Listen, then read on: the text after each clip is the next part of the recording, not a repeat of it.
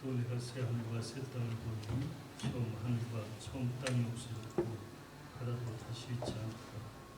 또 내가 봄에 거룩한 성 예루살렘이 하나님께로부터 하늘에서 내려오니 그 준비한 것이 신고 분부하여 감사하는 것 같더라. 하나님 아버지,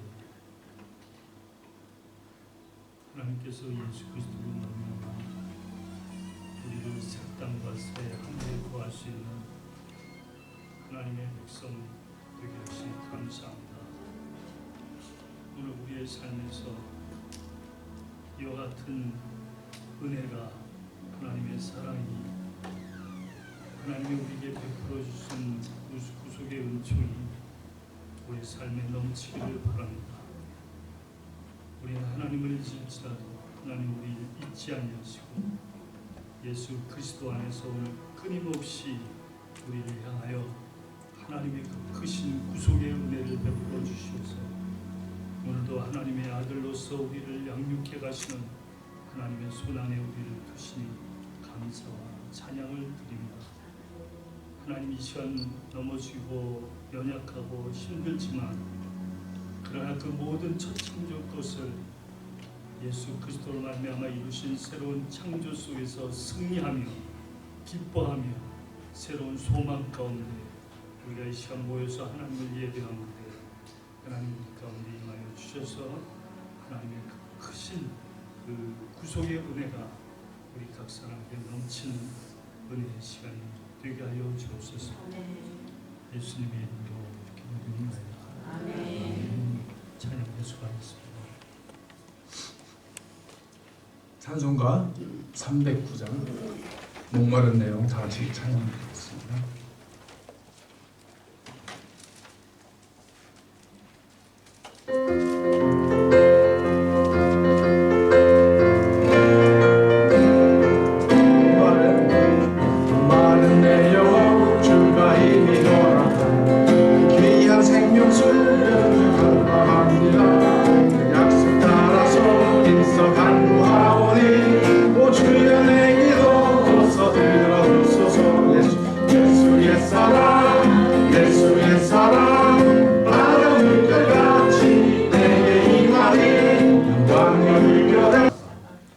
주께서 산자와 죽은 자를 심판하러 오시리라.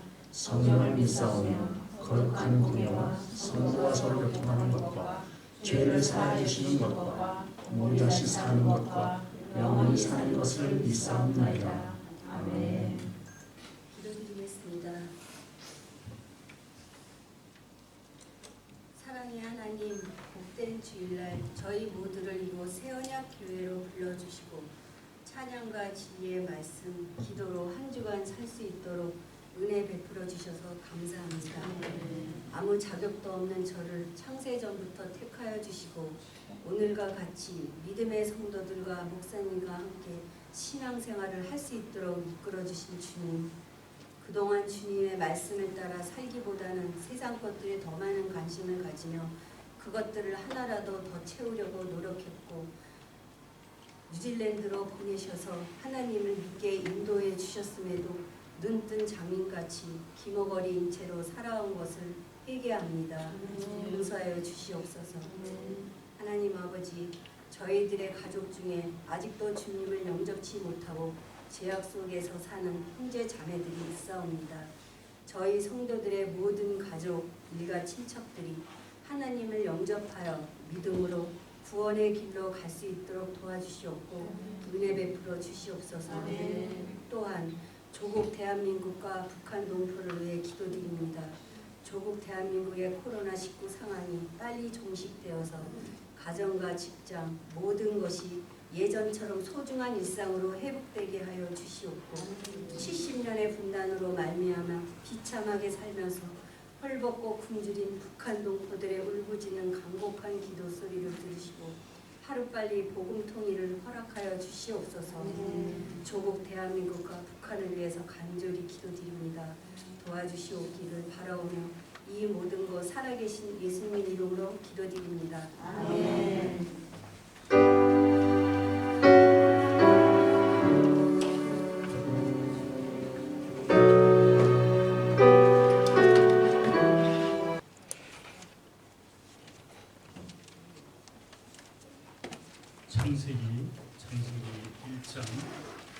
1절부터 8절 말씀까지 하나님의 말씀을 보겠습니다. 한 절씩 교독하겠습니다. 1절을 읽겠습니다. 태초에 하나님이 천지를 창조하신다. 땅이 무궁하고 공허하며 밤이 깊음 위에 있고 하나님의 영은 수면 위에 운행하시니라. 하나님이 이르시되 빛이 있으라 하시니 빛이 있었고 빛은 하나님이 보시기에 좋았더라. 하나님이 빛과 어둠을 나누사 하나님이 빛을 낮이라 부르시고 어둠을 밤이라 부르시니라. 저녁이 되고 아침이 되는 이는 첫째 날이라. 하나님이 이르시되 물 가운데 궁창이 있어 물과 물로 하니라 하시고 하나님이 궁창을 만드사 궁창 아래의 물과 궁창 위의 물로 나누게 하시니 그대로 되니라. 하나님이 궁창을 하늘이라 부르시니라. 저녁이 되고 아침이 되니 이는 둘째 날이라. 아멘. 오늘 여러분과 함께 나눌 하나님의 말씀은 우리가 지난주에 첫째 날 만드신 그 빛과 또 낮과 밤을 나누신 것에 대해서 말씀을 나눴습니다. 여기 어둠에 대한 부분을 말씀을 못 나눴어요. 그래서 오늘은 어둠에 관한 부분을 나누면서 두 번째 날 하나님께서 궁창을 만드시고 위의 물과 아래 물을 나누신 이 일들을 통하여 이 첫 창조 속에서 하나님이 예수 그리스도를 통해서 어떻게 재창조를 이루신가에 대한 말씀을 여러분과 함께 나누려고 합니다. 제가 이 말씀을 준비하면서 매번 느끼지만 이번 주 여러분과 말씀을 나누면서 말씀을 준비하면서 그런 생각이 들더라고요. 이 창세기 1장 1절부터 요한계시록 2장 22절까지 뭔가 이렇게 바라보이는 그런 생각이 들더라고요. 우리가 그 높은 산에 올라가면 산 봉우리들이 이렇게 쫙 보이지 않습니까? 그래서 우리가 성경도 우리가 보면 그 창세기에서 계시록까지 이르는 이 봉우리들이 연결되어지는 것들을 볼 수 있어요. 대부분 그것이 하나님의 언약이에요. 하나님의 언약이 이 봉우리와 같이 이렇게 보여져서 계시록까지 보여져요. 뚫려져 보인단 말이에요. 여러분들이 말씀을 이제 창세기를 배우게 되면 계시록에 있는 말씀까지 이렇게 막 터널을 뚫듯이 뚫어버리는 그런 은혜가 있지 않을까 생각이 됩니다. 첫째 날 빛을 만드신 것을 통해서 예수 그리스도가 빛으로 이 세상에 오심을 여러분과 나눴죠. 왜냐? 이 세상은 어둠이기 때문에 공허와 혼돈과 흑암 가운데 있는 이 세상에 예수님이 빛으로 오셔서 이 세상에 어둠을 물러가게 하시고 빛으로서 생명의 역사를 일으키는 예수 그리스도 그분을 우리가 빛 가운데서 살펴보고 있습니다. 어둠도 우리는 그냥 자연적인 현상의 어둠이 아니라 이 어둠 속에서 하나님이 우리에게 말씀하시는 말씀이 있다는 거예요. 어둠은 빛의 반대 개념이잖아요. 그렇죠? 그래서 빛이 예수 그리스도의 그 생명, 진리의 말씀, 구원의 능력이라고 얘기할 때 어둠은 빛의 반대 개념으로서 우리는 그 하나님을 모르는 무시함, 그래서 결국은 죽음으로 연결되고 진리를 모르는 그런 상태를 우리는 어둠이라고 얘기하고 있다는 말씀입니다. 데살로니가전서 5장 4절. 성경은 성경이 말씀을 하여 주시기 때문에 반드시 그 말씀을 이해하기 위해서 하나님이 다른 곳에서 하나님의 말씀으로 그 말씀을 어떻게 말씀해 줬는지 찾아보는 것이 굉장히 중요한 거예요. 그러니까 말씀은 말씀으로 이해하는 거예요. 데살로니가전서 5장 4절부터 이제 읽어주세요. 형제들아 너희는 어둠에 있지 아니하매 그 날이 도둑같이 너희에게 임하지 못하리니 너희는 다 빛의 아들이요 낮의 아들이라. 우리가 밤이나 어둠에 속하지 아니하나니 그러므로 우리는 다른 이들과 같이 자지 말고 오직 깨어 정신을 차릴지라. 자는 자 됐습니다. 지금 바울이 데살로니가 교회에게 뭐라고 얘기하냐면 너희는 어둠에 있지 않다라고 얘기했습니다. 그래서 너희는 빛의 아들이요 낮의 아들이라 라고 말씀해 주신 거죠. 그래서 낮과 지금 밤, 빛과 어둠을 지금 구별해서 얘기해주고 있는 것이죠. 어둠에 관한 부분에 대한 성경을 구약의 신약에서 어둠이 어떻게 얘기되어지고 있는지 살펴보면 좀 더 우리가 이 어둠에 대한 얘기를 쉽게 이해할 수 있습니다. 출애굽기 그 10장에 보면 21절부터 하나님께서 애굽에게 재앙을 내리시죠. 근데 9번째 재앙이 무슨 재앙이냐면 어둠의 재앙, 흑암의 재앙입니다. 하나님께서 이스라엘 백성들을 애굽에서 건져내시기 위하여 애굽에 심판을 하시는데 재앙을 내리시는데 어둠의 재앙을 내리는데 3일 동안 앞을 더듬을 만큼 깜깜한 어둠이라고 했어요. 이것은 자연적인 어둠이 아니잖아요. 그렇죠? 태양이 떠 있는 낮도 어둡단 말이에요. 어두워요. 앞을 잘 볼 수 없을 만큼 캄캄한 칠흑 같은 어둠이에요. 그래서 이 어둠은 하나님께서 애굽에게 태양신을 섬기는 그들에게 그 하나님만이 진정한 하나님이심을 말씀해 주기 위해서 그들이 태양신을 섬기기 때문에 그냥 세상을 깜깜하게 어둡게 만들어요. 그런데 성경에 보니까 이스라엘이 백성이 거하는 곳에는 광명이 있더라, 빛이 있더라. 지금 애굽에는 캄캄한데 칠흑같이 어두운데 이스라엘 백성들이 사는 곳은요 그 어둠이 없단 말이에요. 애굽은 하나님의 그 심판, 이 어둠으로 말미암아 심판받을 수밖에 없는 나라고, 하나님께서 택한 민족인 선민인 이스라엘에게는 그런 어둠이 그들에겐 임하지 않는 것을 말씀해주고 있어요. 그러니까 이스라엘에는 빛이 있었잖아요. 빛. 신약의 대표적인 이 어둠이 나오는 부분이 있습니다. 혹시 여러분 기억하시나요? 요한복음 어디? 아니 그 빛이 어둠 가운데 빛이 임한다는데 실제로 어둠이 일어나는 사건이 있었어요.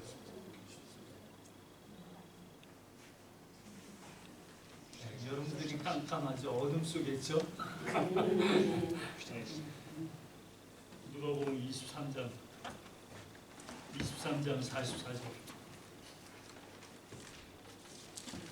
누가복음 23장 44절. 읽어주세요. 때가 제 60쯤인데요. 해가 빛을 잃고 온 땅에 어둠이 임하여 제 9시까지 계속하며 평소의 기장이 한가운데가 찢어지더라. 예, 지금 예수님이 오전 9시부터 지금 시간으로 말하면 오후 3시까지 십자가에 있었거든요. 매달 달려 있었거든요. 그런데 오전 9시부터 12시까지는 그냥 자연적으로 그냥 밝았어요. 근데 12시부터 3시까지 3시간 동안 어떤 사건이 일어나냐면 제일 밝은 날이잖아요. 근데 흑암이, 어둠이 그 예수님의 그 근처를 완전히 덮어버리는 거예요. 지금 이 어둠 때문에 예수님이 지금 돌아가시는 거잖아요. 예수님이 십자가에서 죽어야 할 이유가 바로 이 어둠 때문이라는 거예요. 어둠. 그래서 예수님이 어둠 속에서 죽어가시는 거예요. 그러면 어둠에 속한 모든 사람들은 다 죽어야 되죠. 오늘 우리도 어둠 가운데 있었던 자예요. 그래서 예수 그리스도로 말미암아 우리는 빛 가운데로 들어오게 된 것이잖아요. 그래서 하나님께서 예수님을 십자가에서 죽이실 때 3시간 동안에 그 근처를 완전히 그냥 칠과 같이 어두운 밤을 만들어 놓은 거예요. 애굽에 3일 동안에 어둠의 재앙이 임하듯이 예수님이 십자가에서 왜 돌아가셔야만 되는지에 대한 것들을 분명하게 보여주는 사건이 바로 이것이란 말이에요. 어둡기 때문에 예수님은 이 어둠을 제거하러 오신 빛으로 오신 분이시기 때문에 어둠에 속해서 예수님이 죽으시는 거예요. 그래서 예수님이 부활하심으로 말미암아 그가 참 빛 되심을 증명해내시는 거예요. 요한복음 8장 12절 예수께서 또 말씀하여 이르시되 나는 세상의 빛이니 나를 따르는 자는 어둠에 다니지 아니하고 생명의 빛을 얻으리라. 나를 따르는 자들은 어둠에 있지 않다라고 했어요. 그래서 생명에 있다, 빛에 있다라고 얘기해주고 있죠. 베드로전서 2장 9절 우리 잘 알죠? 다 같이 시작.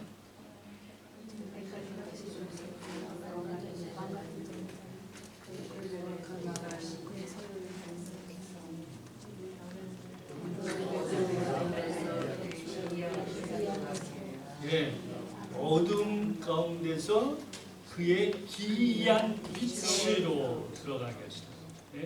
어둠에서 빛으로. 지금 첫날 하나님께서 창조하실 때 빛을 만드시고 어둠을 물러가게 하시잖아요. 이 첫 창조 속에 담겨져 있는 이 재창조의 구속의 비밀이 있단 말이에요. 그게 바로 이것이란 말이에요. 이미 하나님께서는 어둠 가운데 있을 우리가 예수님으로 말미암아 빛으로 들어가게 하실 것을 이미 첫 창조 속에서 보여주고 있는 사건이에요. 첫 창조는 나의 창조라고 얘기했잖아요. 나의 창조다. 물론 우주 만물 하나님 창조하셨어요. 근데 그 우주 만물 가운데 하나님 나라를 창조하시잖아요. 첫 창조하셨어요. 근데 첫 창조 속에 분명히 하나님께서 이 세상 모든 만물을 만드신 근본적인 뜻을 담아놓으신 거예요. 그게 뭐냐면 에베소의 말씀과 창세전에 하나님의 마음속에 나를 두셨다는 그리스도 안에서 나를 구원하실 계획을 가지시고 첫 창조가 이루어졌다면 그 첫 창조 속에는 분명히 나를 구원하실 하나님의 구속의 뜻이 그 안에 담겨져 있었던 것이에요. 내가 그 안에 있었다라.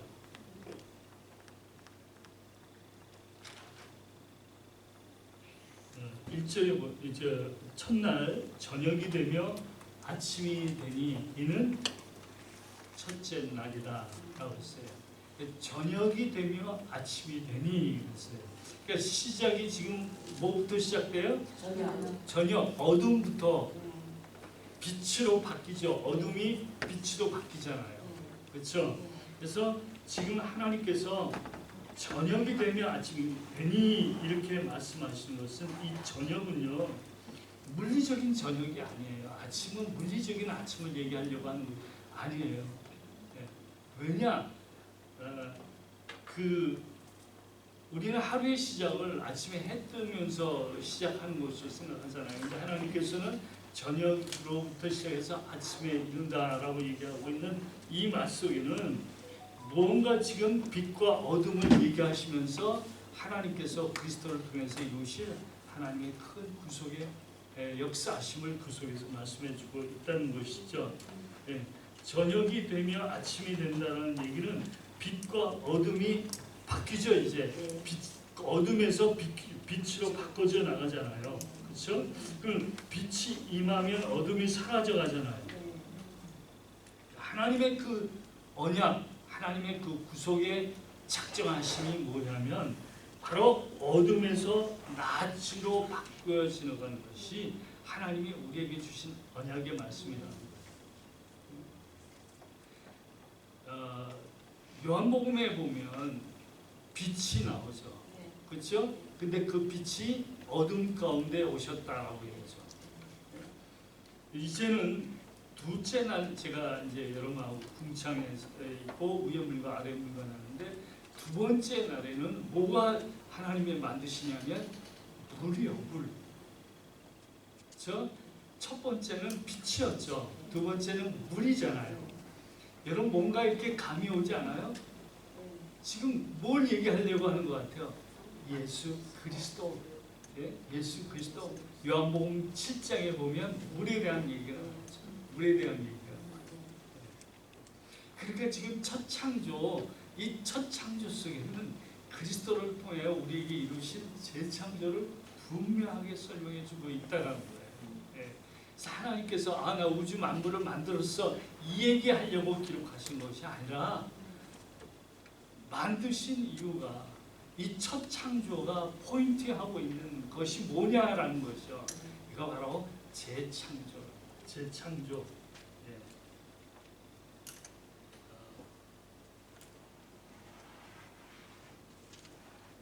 우리가 이는 첫째 날이다라고 말씀했죠. 네, 첫째 날이다. 네, 여기서 말하는 첫째라는 말은 첫째 날이라는 이 첫째라는 것은 우리가 서수예요. 이 말 알아요? 여러분 기수하고 서수 이 말 뜻을 아시죠? 네, 산수를 잘 못하셨나? 네. 기수는 뭐가 기수냐면요. 하나, 둘, 셋, 넷, 다섯, 여섯 이렇게 세가는 게 기수예요. 서수는 첫 번째. 네? 첫째, 둘째, 셋째, 넷째. 이거 처음 듣는 얘기 같아요. 유치원은 잘 나와야 되는데. 그러니까 하나, 둘, 셋 세는 것은 기수의 기수라 그래요. 서수는 첫째, 둘째, 셋째라는 말이에요. 지금 하나님께서 저녁이 되면 아침이 되면 이는 첫째 날이다 할 때 이 첫째는 서수가 아니고 기수예요. 하나다, 하나 날이다. 한국말로 직역하면 하나 날이다라는 얘기예요. 네.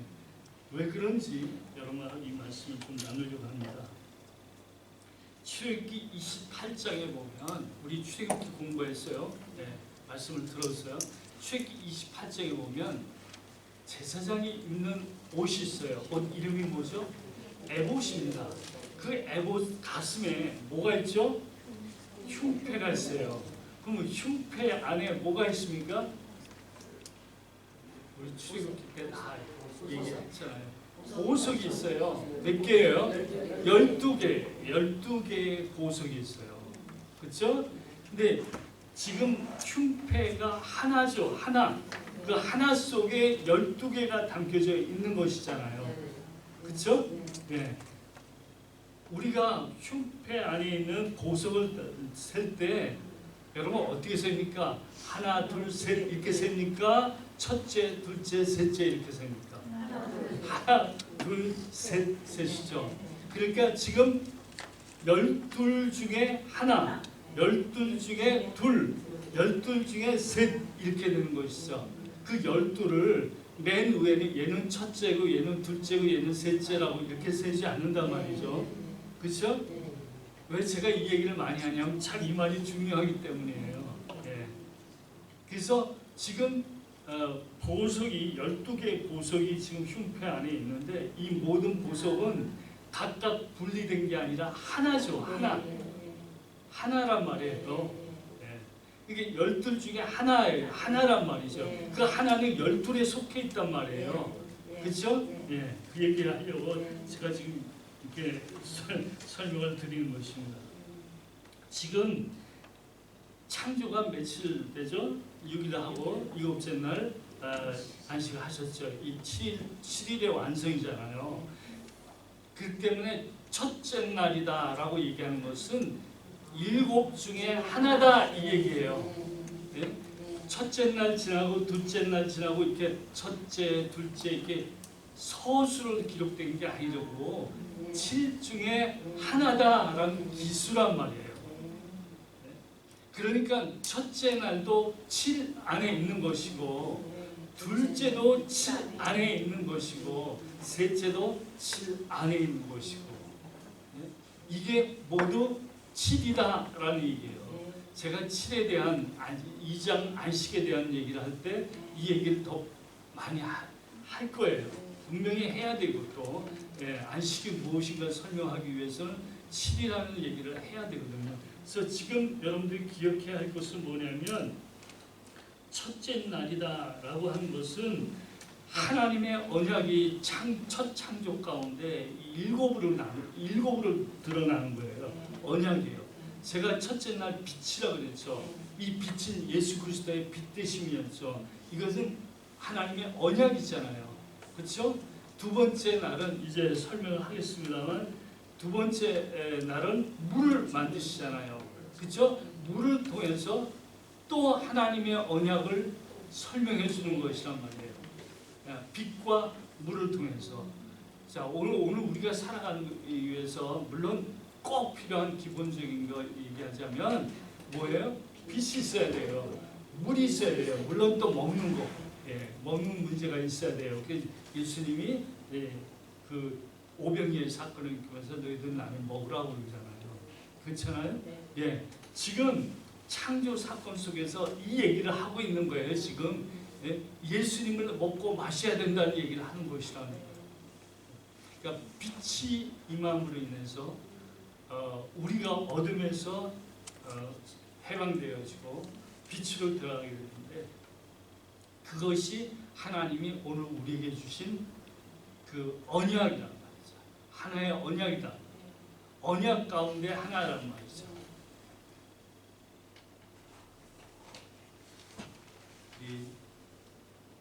저를 그 멍하니 쳐다보고 계시면 저는 어쩌란 말입니까? 충분히 이해될 수 있는 거죠. 그렇죠? 네. 그럼 저 머리 좀 끄덕여줘야죠. 예를 들면 봐요. 하나님이 천지 창조를 하실 때 있으라 그러면 다 있을 수 있죠. 한꺼번에. 그거를 물 따로 나눠서 이렇게 하실 이유가 뭐가 있어요? 그렇잖아요.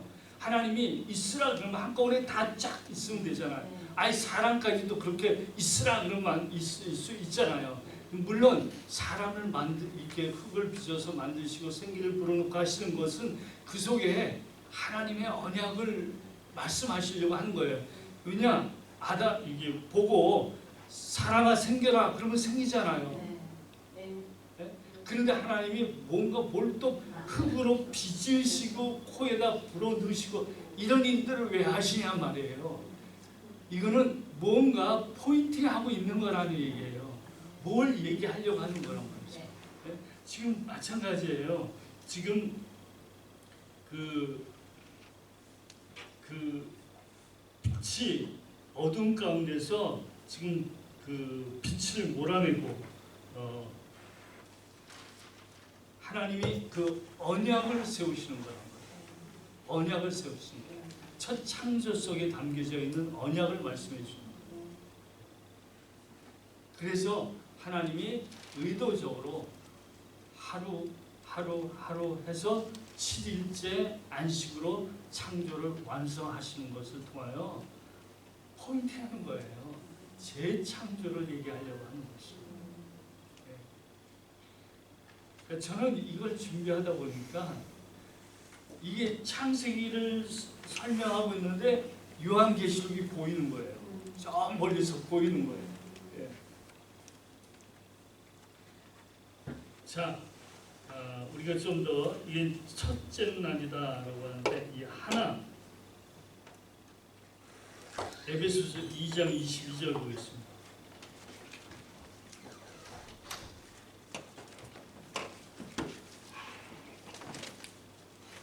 이거 에베소서 2장 22절.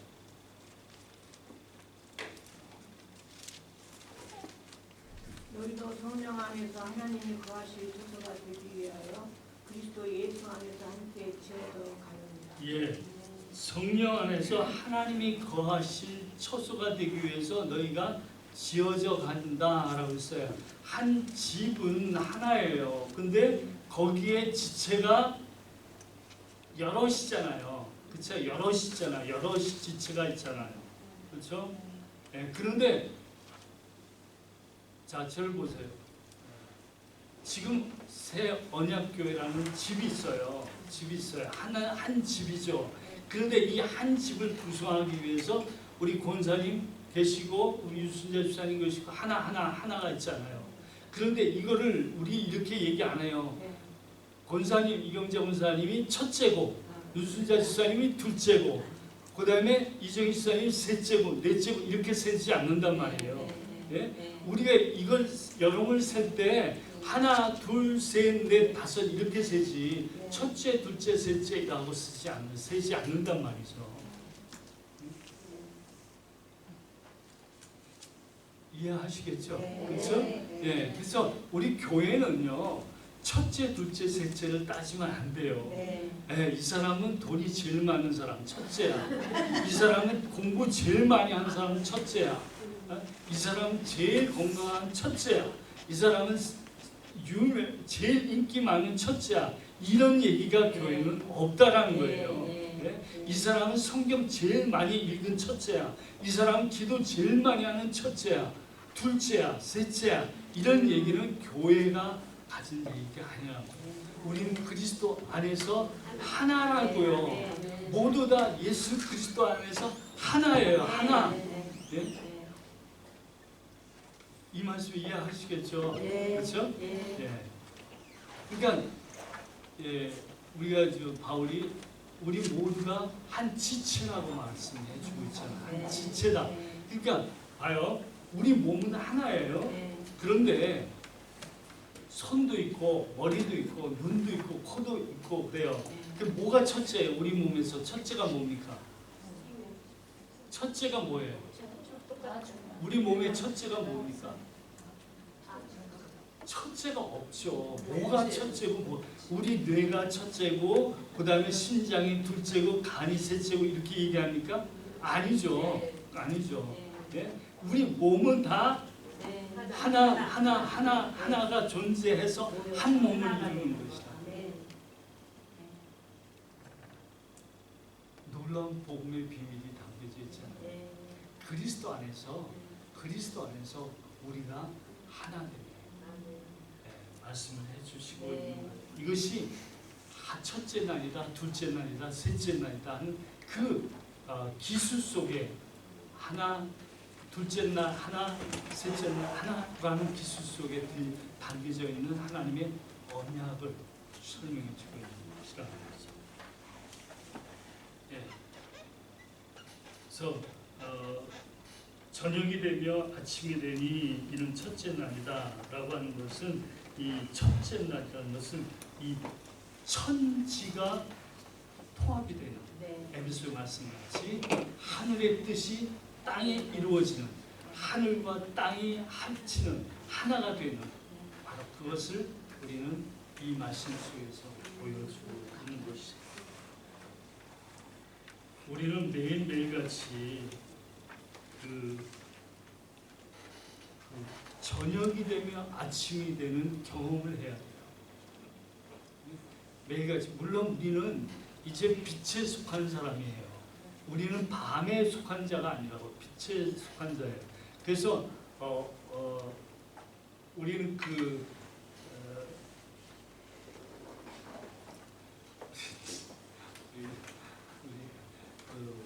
선하장 집사님 아들을 보는 바람에 내가 말할 말을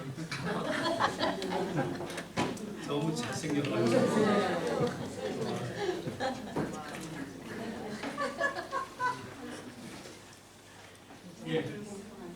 밤에 잠을 자죠. 그렇죠? 그 아침에 되면 우리가 잠에서 깹니다. 그러니까 우리는 우리의 그 첫 창조가 밤엔 자게 돼 있고 아침에는 깨게 돼 있어요. 그래서 활동을 하고 또 자고. 밤은 우리는 죽는 연습을 하는 거예요. 죽어야 돼요. 밤에 죽는 거예요. 네. 죽는 거예요. 그리고 아침에는 다시 살아나는 거예요. 살아나는 거예요. 저녁이 되면 아침이 되는 거예요.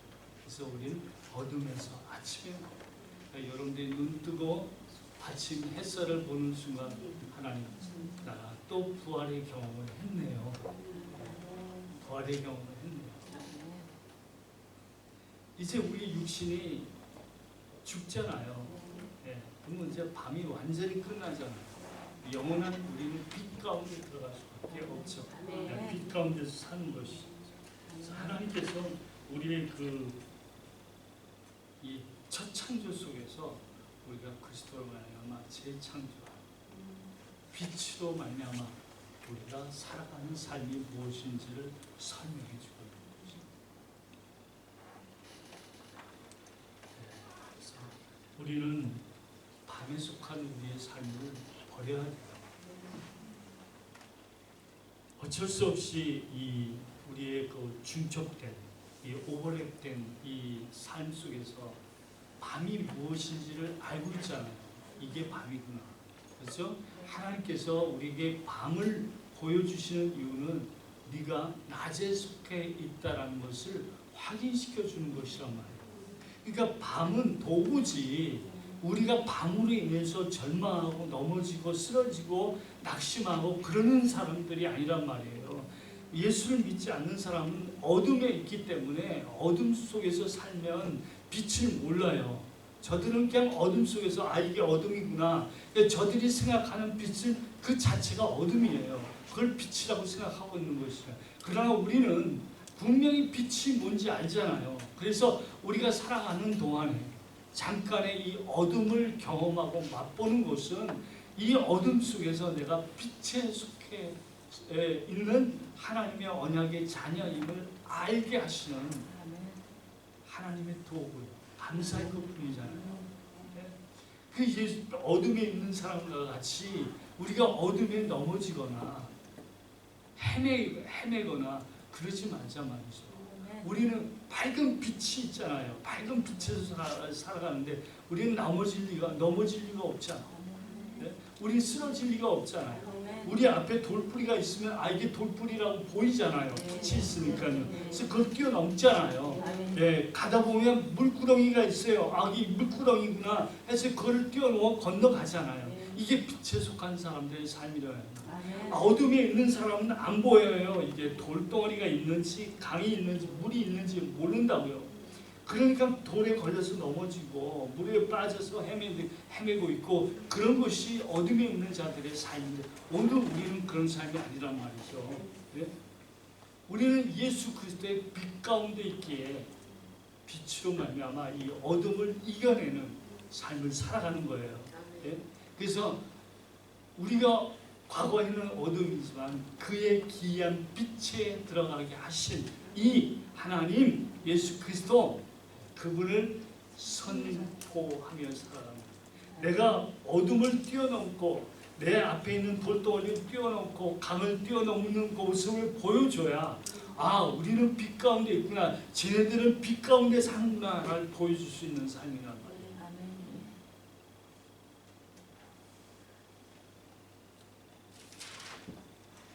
6절 보겠습니다. 둘째 날은 제가 하겠습니다. 둘째 날 6절을 직역을 하면 이렇습니다. 그리고 하나님이 말했다. 궁창이 물 가운데 존재하기를 원한다. 그리고 물들과 물들 사이가 나뉘게 하기를 원한다. 라는 말씀입니다. 6절에 있는 궁창이 나오죠. 근데 8절에 이 궁창을 뭐라고 이름을 한다고요? 하늘이라고 한다고 했어요. 하나님께서 우리가 살고 있는 이 하늘을 만드신 것은 사실이에요.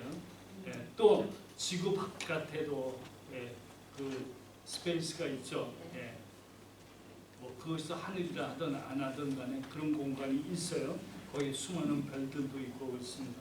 하나님 만드신 거예요.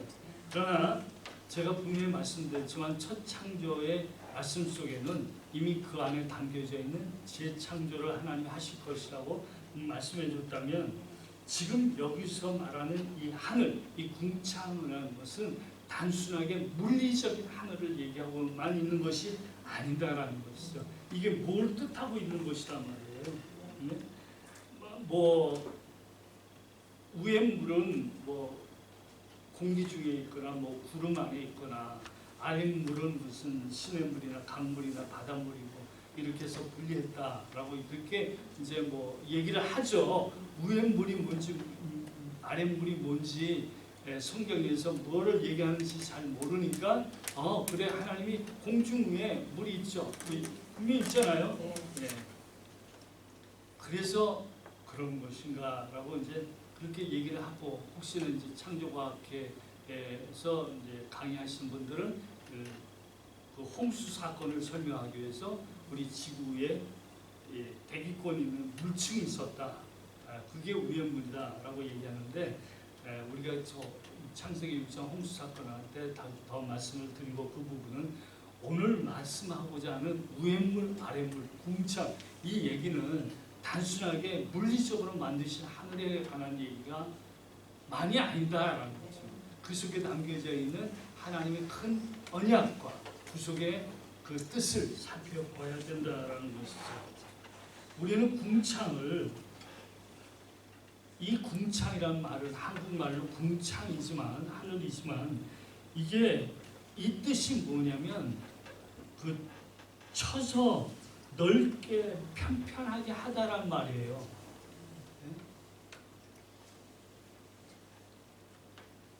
여러분 뭐를 만들기 위해서 쇠로 뭐를 만들려면 망치로 치죠. 그래 피잖아요. 네, 피죠. 네. 바로 그게 궁창이란 말이에요. 그럼 왜 그걸 궁창이 하는지 출애굽기 30장에 가면요.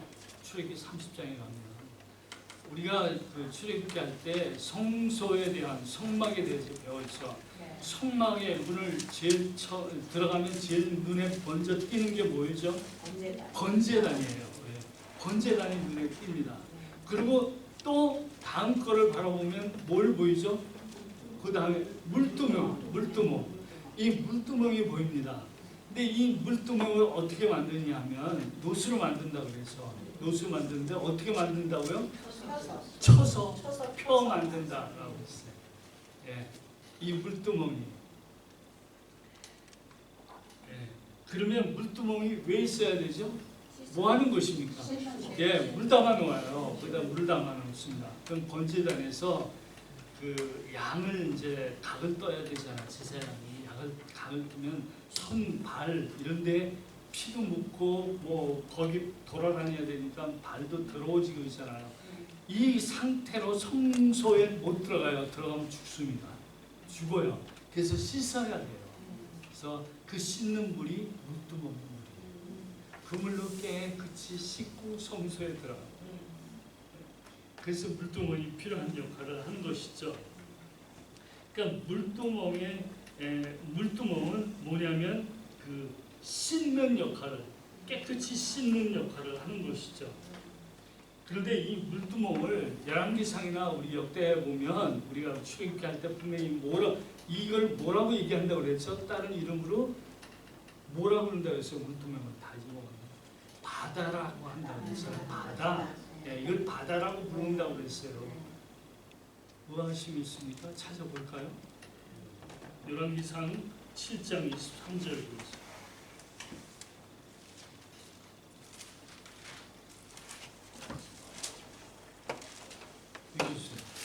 열왕기상 7장 23절.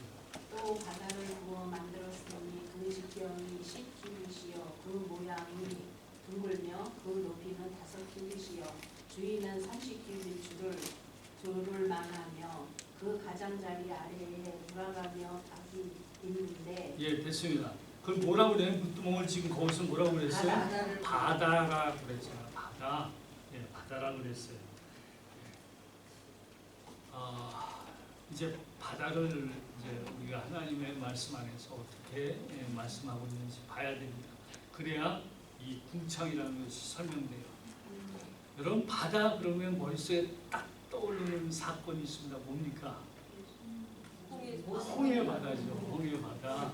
이스라엘 백성들이 애굽에서 나와서 가나안으로 가려고 출발해서 간 도중에 하나님이 그들을 돌이켜서 들쳐서 홍해 바다로 이분들이 가시죠. 홍해 바다로 갑니다. 뒤에는 애굽 군대가 쫓아오고 앞에는 홍해 바다예요. 진퇴양난이죠. 이리 갈 수도 없고 저리 갈 수도 없고 다 죽게 생겼어요.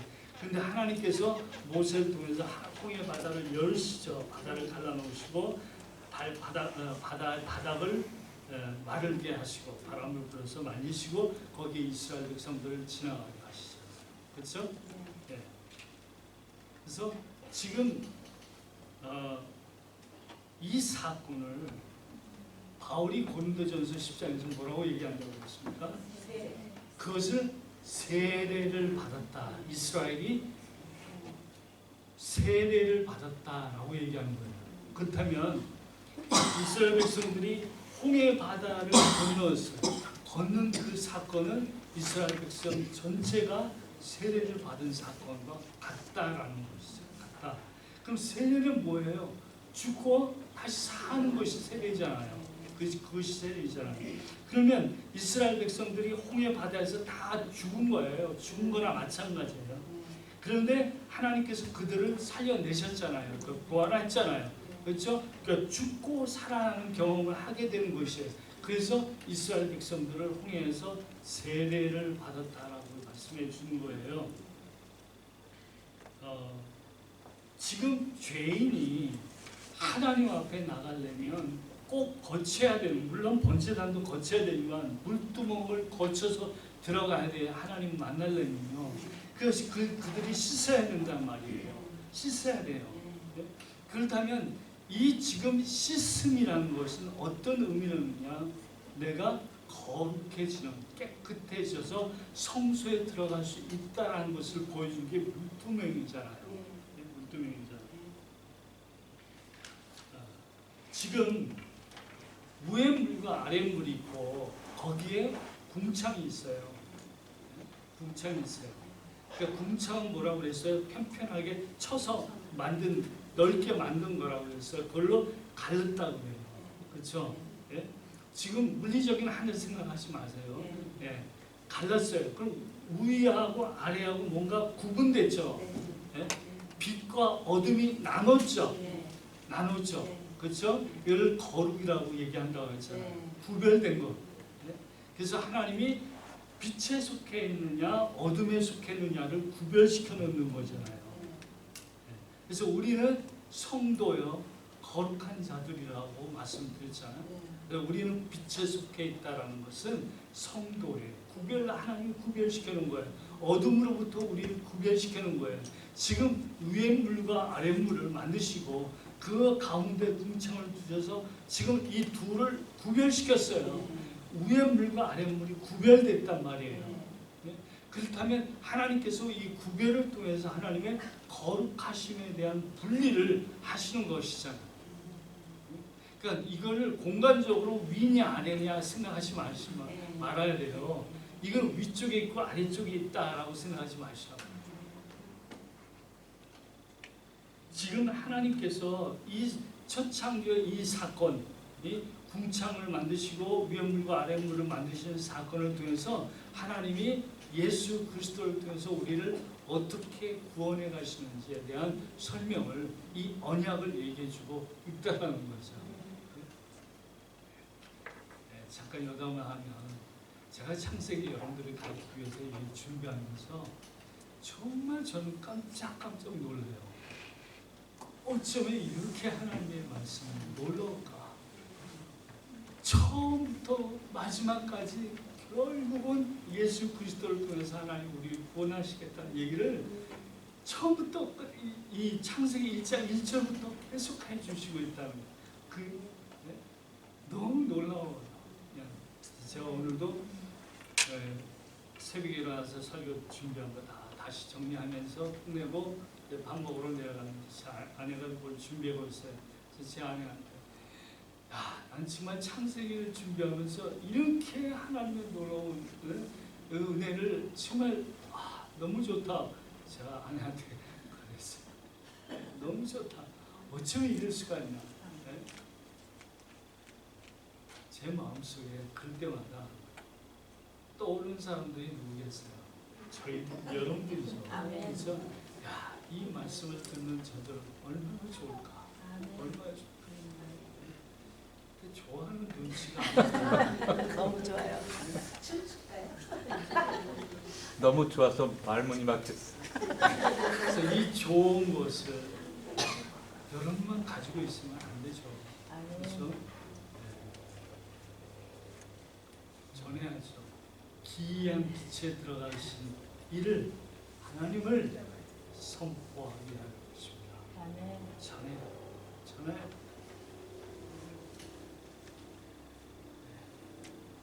더 재밌는 얘기를 이제 하게 됩니다.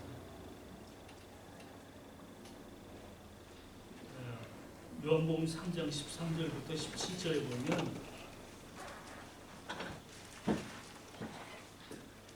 예수님이 세례를 받으시죠?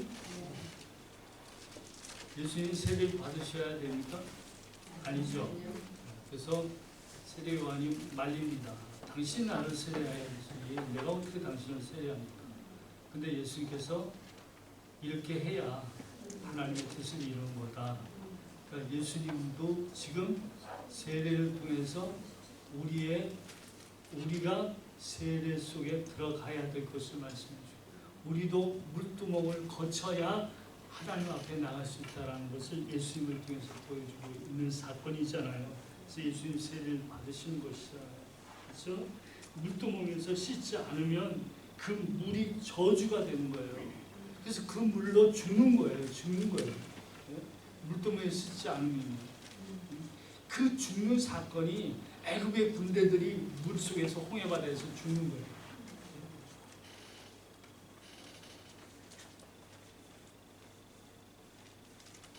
그런데 이 물두멍의 물은요, 율법이죠. 율법이에요. 이 물두멍의 물은 율법을 보여주고 있는 것이랍니다. 근데 이 물두멍이 누구를 가리킨다고요? 예수님을 가리켜요. 예수님 포인팅 한다고 그랬잖아요. 그럼 예수님이 이 율법 아래에 들어가셔서 율법으로 말미암아 죽는 거예요. 그게 세례거든요. 그게 세례. 예수님도 죽고 살아나시는 것을 보여주는 거예요. 세례를 받으시는 거예요. 그 물두멍을 뭘 보여주는 거예요? 예수님을 보여주는 거예요.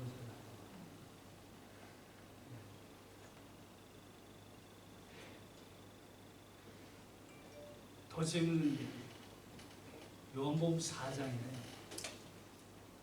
여러분 잘 아는 사마리아 여인에 대한 얘기가 나옵니다. 예수님께서 사마리아에 가시다가 그 야곱의 우물에 거하시고 제자들은 먹을 것 사러 나갔고, 그때 수가성 여인이 물길로 왔다 예수님 만나잖아요.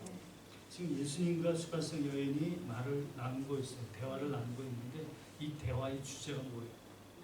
물이잖아요. 물. 지금 물 갖고 얘기하는 거잖아요. 지금 여인이 구하는 물은 무슨 물이에요? 네? 세상적인 물이지. 첫 창조의 물이잖아요. 네? 근데 예수님이 얘기하는 물은 뭐예요? 재창조의 물이죠.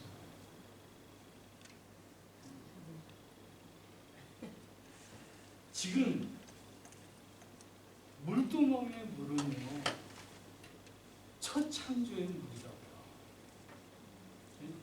그런데 예수 그리스도가 물두멍이 되셔서 그 물에 빠져 죽으시는 거예요. 그리고 살아나실 때 예수 그리스도와 함께 우리가 죽고 살아나는 세례를 받게 됩니다. 지금 수가성 여인이 나 목마르니까 물 좀 달라. 그때는 내가 주는 물은 어떤 물이라고요? 영생한 물. 영생한 물. 지금 이 물두멍의 물은요, 어차피 죽을 수밖에 없는 물이에요. 그런데 예수 그리스도는 물두멍이 포인트하고 있는 이 예수 그리스도는 우리에게 영원히 목마르지 않는 생명의 물을, 생수를 주신 분이시죠. 지금 여인이 구하는 물은 아랫물이에요. 예수님이 주고자 하는 물은 우의 물이에요. 우의 물. 이 물이 구분되어 있단 말이에요. 예수를 믿지 않는 많은 사람들은 지금 아랫물을 먹고 살다가 결국 죽는 거예요. 그런데 우리는 아랫물을 먹는 사람이 아니라 우리는 우의 물, 우의 물, 예수 그리스도가 우리에게 주시는 이 생명수, 이 물을 먹고 살아가는 사람들이란 말이에요.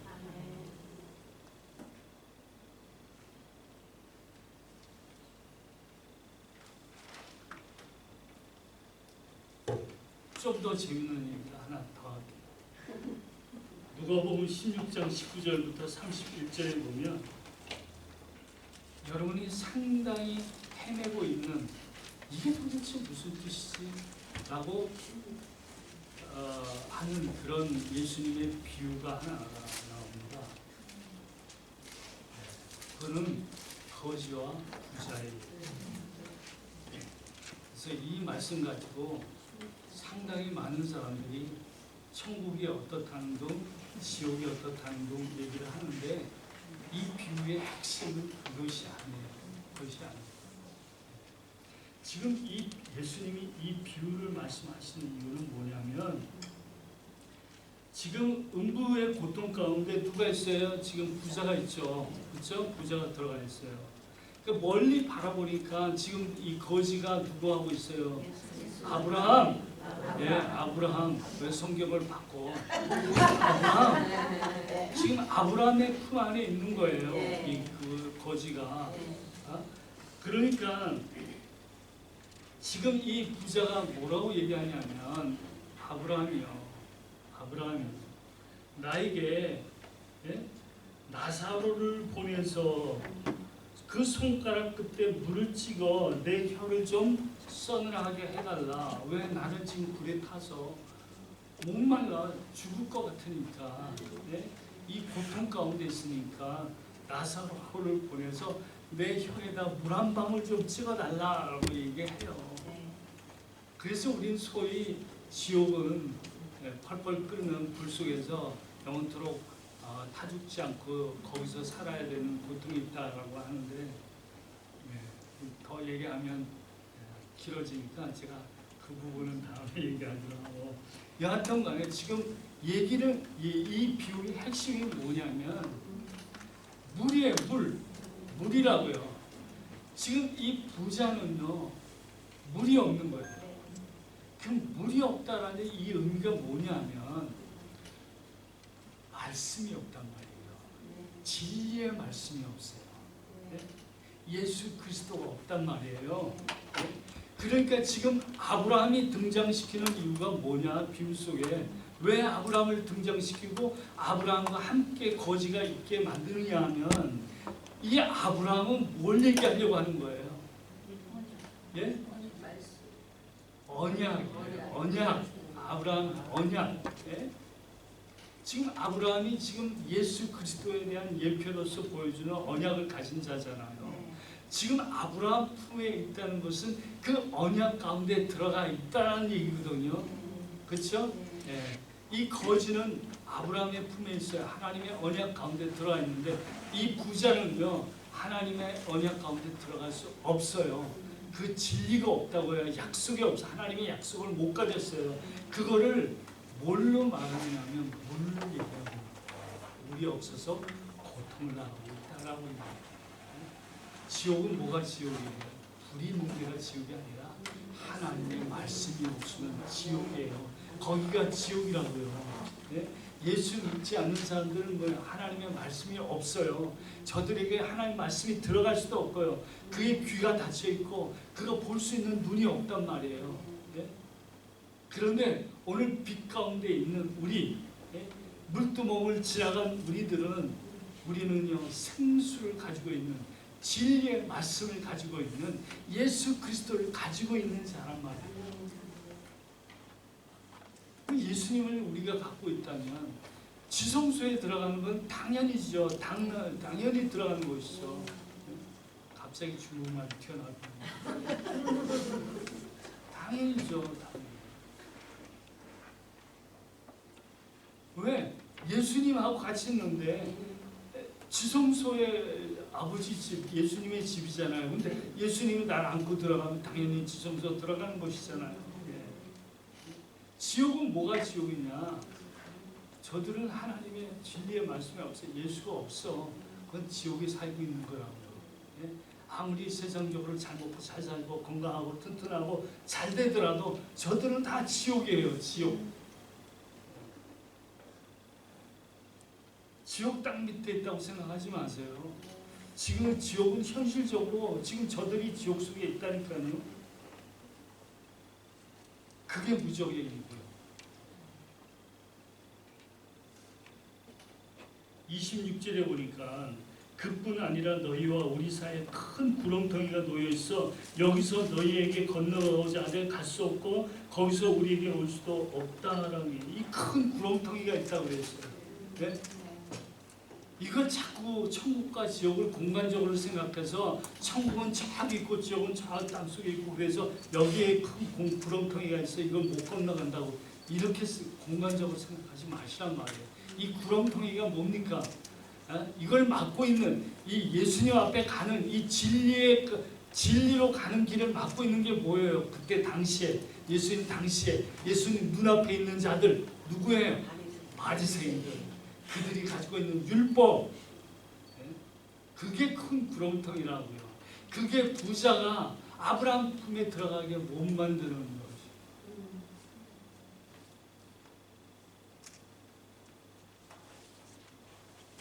아니 눈이 좀 번쩍 뜨여지고 그래야 될 텐데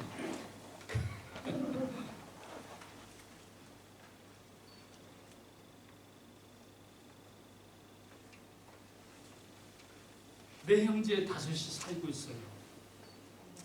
그러면 죽었던 나사로가 가서 얘기하면 그들이 믿고 여기 지옥에 오지 않을 거 아니냐 그랬더니 예수님이 뭐라고 그래요? 뭐라고 그래요? 네? 모세와 선지자들에게 듣지 아니하면 죽은 자가 살아나서 가서 얘기해도 안 들어. 모세와 선지자가 뭐예요? 구약 성경이에요. 구약 성경이 누구를 얘기하는 거예요? 예수예요. 예수. 진리의 말씀 대신 예수님의 음성을 들어야, 예수님의 말씀을 들어야 구원을 받는 것이다. 기적을 아무리 죽었다가 살아나는 기적을 보여도 그것이 구원에 이르게 하는 일이 아니야 라고 지금 예수님 말씀하시는 겁니다.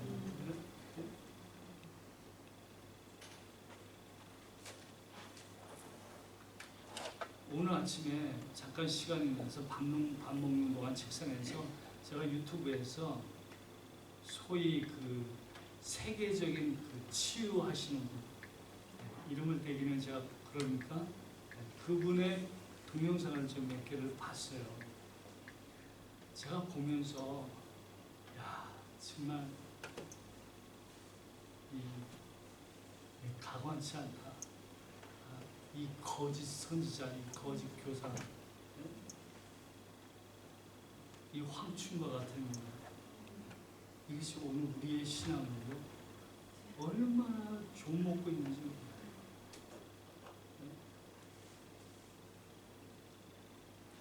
아무리 그들이요 죽은 자를 살려낸다 해도 그게 예수를 믿는 믿음으로 이끌어가는 게 아니라니까요. 네? 다리가 부러져서 치료됐어. 휠체어 타고 왔는데 번쩍 일어나서 걸어가. 그러면 어떻다는 얘기예요? 그게 어떻다는 얘기예요? 그 많은 사람들이 할렐루야 아멘 찬양하고 하나님 높입니다 하는데 그게 복음이 아니라니까. 그게 복음이 아니에요. 그게 복음을 설명해 주는 게 아니에요. 복음은요 여기에 담겨져 있어요. 하나님의 말씀, 진리의 말씀 이 안에 담겨져 있어요.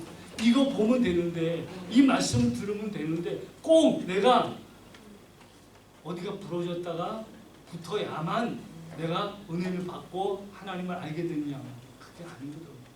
그게 아니에요. 물론 하나님이 우리가 살아가는 동안에 어렵고 힘들 때 정말 다리가 부러졌는데 기도하면 날 수도 있어요. 그걸 완전히 제가 부인하는 건 아닙니다. 근데 그게 예수 그리스도를 설명하는 복음이냐? 아니거든요. 부러졌다가 붙었으면 그 상황을 말씀으로 가지고 와야 돼요.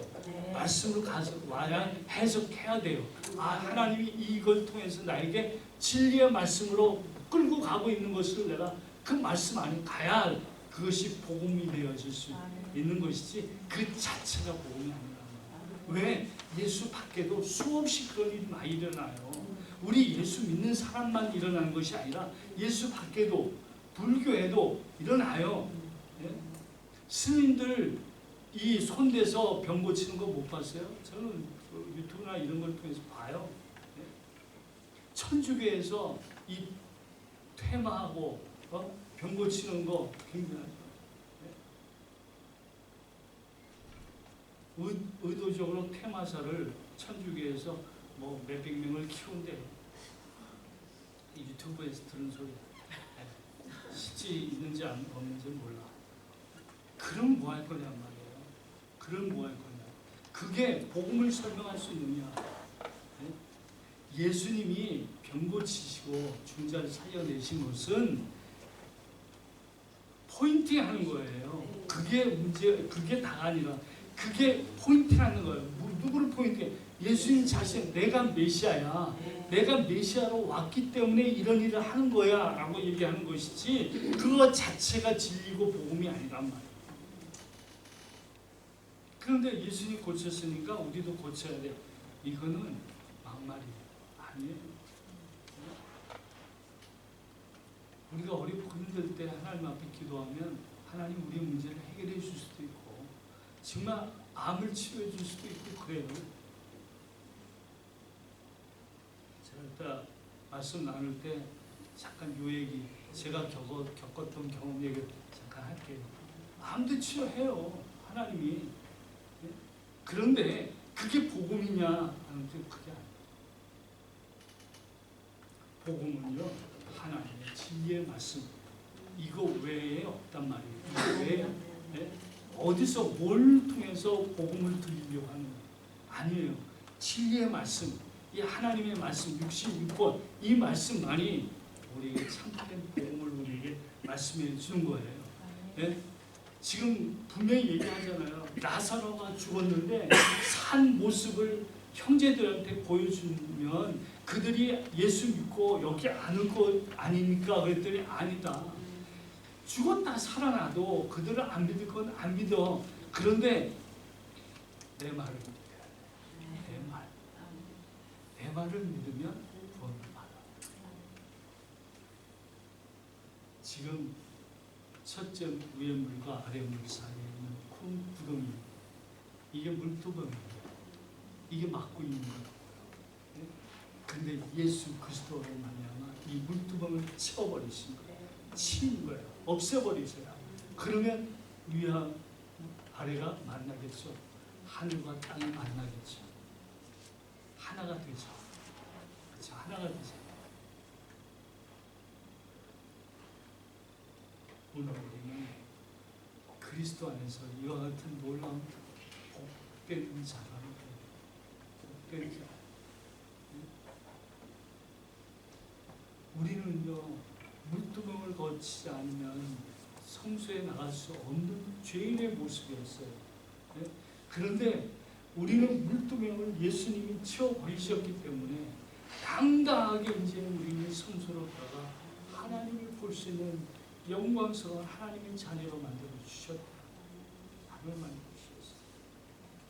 우리 에베소 묵상하면서 했잖아요. 하나님 우리를 아들로 만들어 주셨다는 거예요. 아들이면 아버지 집에 있어야죠. 당연히. 그렇잖아요. 당연히 아버지 집이 우리 집이죠. 내 집이죠. 지성소는 내 집이에요. 그 속에 우리가 마음대로 들어가서 뛰어놀아도 돼요. 예? 뛰어놀다가 법궤 엎어뜨려도 된다고요. 예? 거기에 있는 그 시온자국에 있는 천사들 그거 부러뜨려도 괜찮아요. 예? 왜? 내가 그 주인이에요. 내가 법궤의 주인. 예수 그리스도로 말미암아. 예? 그래서 바울이 그 법을 내 신비에 새긴다고 그랬잖아요. 우리는 돌판 위에 새겨져 있는 법을 믿는 사람이 아니라고요. 내 신비에 새겨져 있다라고 했어요. 예수 그리스도로. 하나님의 집이 내 안에 있잖아요. 여기가 성전이잖아요. 그렇죠? 성령이 거하는 전이잖아요. 그러면 내가 내 집에서 놀고 있는데 이와 같이 복된 자라고 우리가 이 엄청난 놀라운 복을 우리가 누리고 있단 말이에요. 이게 신령한 복이에요. 예? 오늘 여러분의 삶 속에서 이 복을 누리며 살아가야지. 그럼 진리의 말씀으로 돌아가야죠. 예수님께서 물두멍을 어떻게 치우셨는지에 대한 말씀을 배우고 알아야 될 거 아니에요. 그렇죠? 읽고 배우고 알고. 그래서 우리가 빛 대신 예수 그리스도 정말 위의 물에 속해 있는 그 영광스러운 지성소 안에 들어가서 마음대로 아버지 앞에서 뛰어놀 수 있는 그런 영광스러운 자녀의 삶을 오늘 여러분이 사셔야 됩니다. 저는 말씀을 준비하면서 이것을 깨달으니까 너무 기쁘고 좋은 것. 이 세상의 것들이 물론 넘어지겠고 그렇겠죠. 나약하겠죠. 그러나 제가 이 말씀 안에 있을 때만 정말 나에게 힘을 주시고 소망을 주시고 이기게 하시고 다시 한번 영광의 그 나라를 바라보고 오늘도 걸어갈 수 있는 땅의 것 아랫물에 속해 있는 그 물을 찾지 않는 위의 물에 있는 생수 예수님 주신 생명의 물을 마시며 살아가는 복된 자로 하나님께서 만드셨습니다. 아멘.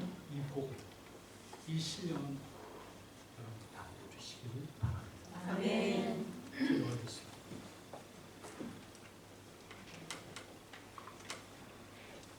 하나님 아버지 감사합니다. 각자 좀 기도하시기 바랍니다. 말씀 묵상하면서 기도하십시오.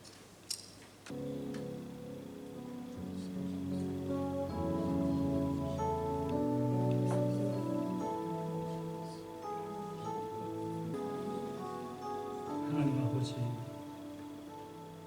예수 그리스도 안에서 생명의 강수가 흘러나오는 이 놀라운 복된 우리의 삶을 우리에게 주시니 감사합니다. 이 세상에 주는 첫 창조의 물로 우리가 배부르게 하고 만족하게 하려고 했던 우리의 연약한 모습을 용서해 주시고 수완성 여인과 같이 첫 창조의 물로 그의 인생을 충족하려고 했던 우리의 연약함을 용서하시고 예수님께서 주시는 이 생명의 강수, 생명수를 먹는 마시며 살아가는 오늘 우리의 삶이 되게 하시고 하나님의 나라에 속한 아버지 집에 거하는 자로서의 복된 신령한 복을 누리며 살아가는 오늘 우리의 삶이 되게 하여 주옵소서. 우리는 종종 세상의 물을 찾고 갈급해하는 세상의 물을 먹으려고 헤매지만 그것에 우리에게 진정한 만족이 없음을 알게 하여 주시고 당자가 아버지의 품에 돌아오듯이 오늘도 다시 한번 아버지의 품에 돌아가길 원하는데 생명의 강수로 우리를 적셔주셔서 그 풍족한 만족스러운 신령한 복을 누리며 살아가는 오늘 우리의 삶이 되게 하여 주옵소서. 예수님의 이름으로 기도드리옵소서.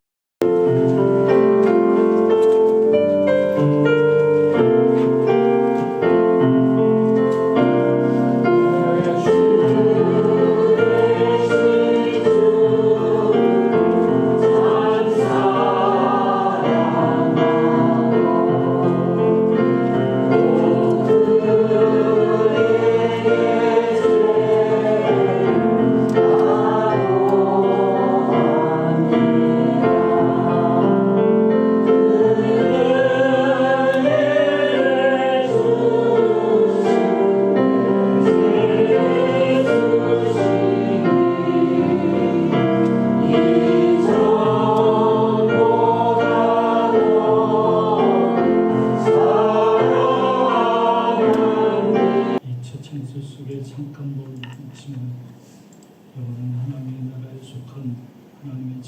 교회로서 하나님의 백성으로서 이 삶을 첫 창조를 이루며 살아갈 수 있게 하신 하나님 앞에 감사와 찬송을 드립니다. 아버지 하나님, 이 말씀의 은혜를 꼭 붙잡고 또 한 주간 세상 속에서 첫 창조를 이겨내는 오늘 우리의 삶이 되게 하여 주옵소서. 이 시간 하나님께서 이 교회를 사랑하시고 하나님의 성도들을 보내주시고 말씀 안에서 함께 한 교회로서 한 하나님의 나라로서 지어져 갈 수 있게 하시는 감사합니다. 이 교회를 위해서 여러모로 여러 모양으로 섬기는 이 성도들의 손길을 기억하시고 그들의 삶 속에 주께서 베풀어 주시는 생명수가 넘치는 그런 삶이 저희 가정에 있게 하여 주시옵소서. 지금은 우리 주 예수 그리스도의 은혜와 하나님의 크신 사랑과 성령님의 은혜가 생수를 마시며 살아가길 원하는 사랑하는 성도님들의 머리 위에 지금부터 영원토록 함께 있을지어다. 아멘.